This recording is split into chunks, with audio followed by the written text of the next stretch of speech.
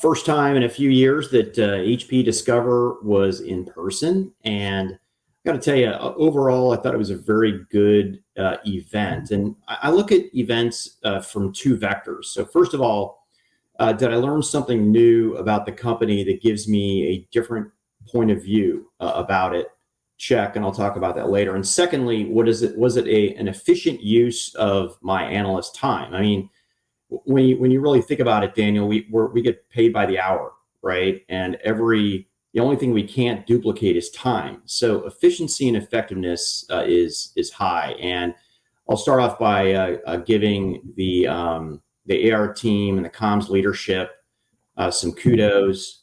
Jenna Blatt and Randy did a great job putting this program together. But don't forget Jen Temple, because she grinds with the team, even though she is the chief. She did too. But where do I stop? Do I thank Antonio too? Yes, I was going to do that. So no. Okay, you're going to do that. So, but from an informational purposes, so there has been a little bit of a cloud of uncertainty about HP out there that I would say extends in the industry, but also in the investment community.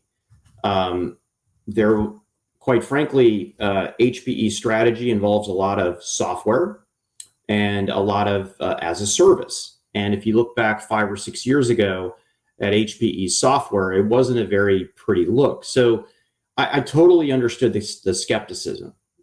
We get closer in than others do. And I had been optimistic about it. And I have to tell you, HPE is a different company right now. I gave them credit for the strategy, but I couldn't give them credit for the execution. And the execution on GreenLake has been incredible. And it's funny, this isn't a fluke. HPE has been ahead of the curve on many different thought leadership ideas. The question was, how could they execute and benefit from it? I mean, they were the first ones talking about the hybrid cloud. They were the first ones really leaning into the edge, and they went all in on as a service with GreenLake. And here we are. They are racking up the customer count, which I think last time we looked was 65,000, which is absolutely incredible.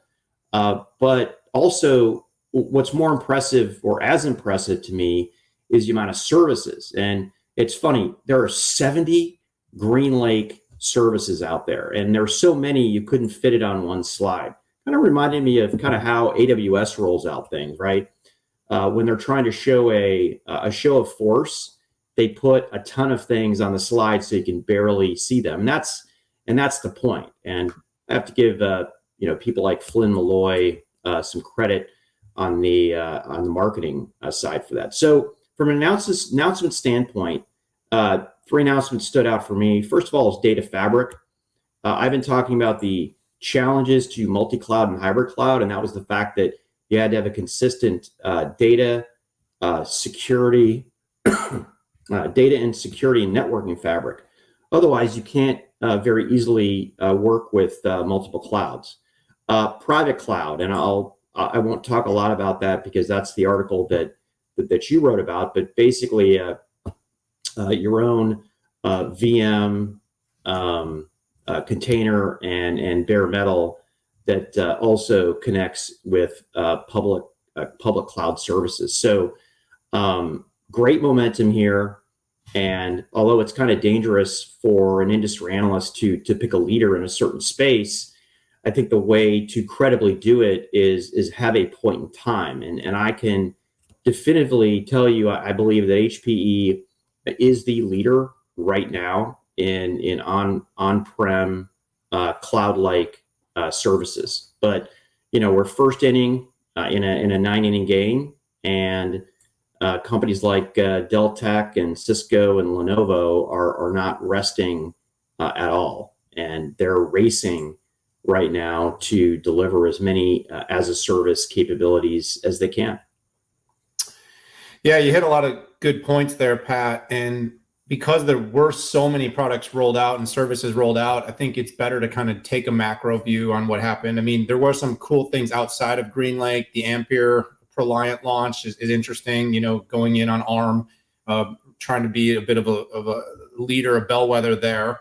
Of course, not across all the industry, but across the OEM space. I asked Antonio a question in the analyst Q&A, and basically, to your point, it was about competition and where he's feeling pressure from. And it was interesting because I was expecting a very different answer than I got, because, effectively you mentioned Lenovo and Dell and Cisco Plus and many others that are coming into this space. But we'd be remiss to not give credit to the hyperscale players that are all building offerings to address the hybrid cloud and multi-cloud evolution. And of course, companies like HPE are both a partner, but also a somewhat a potential victim of their success. And Antonio's answer was basically, we listen to our customers. And whether that was just being smooth and not wanting to acknowledge that he feels pressure, which a good CEO probably would, but I got a sense of real self-esteem, that he truly believes that their transformation and migration and their service offerings are credible. I talked this week to the Register about kind of a comparative between Lenovo and HPE and what TruScale is doing versus GreenLake. And, I think the answer is in software. The answer is really in the fact that HPE has made mega investments in the GreenLake Central and in the whole control plane layer to offer its current customers the ability to have a cloud-like experience, really have that on-prem cloud-like experience. And they use the term, or Flynn, you mentioned Flynn, who's done a great job, that kind of bring the cloud to you mentality. Yeah. They're doing that. And so, as I look across, I'm basically the average competitor right now, and I haven't done this exact math, probably has somewhere between like 5 and 20 services that they're offering in their current private or on-prem cloud. GreenLake has 70. The portfolio looks more like an AWS or an Azure in terms of all the optionality that they're giving to customers. And there's a lot to like about that. This is the bet the company has made. And the one other thing I'll say is they don't have the fallback, which I think has served as a really great motivator.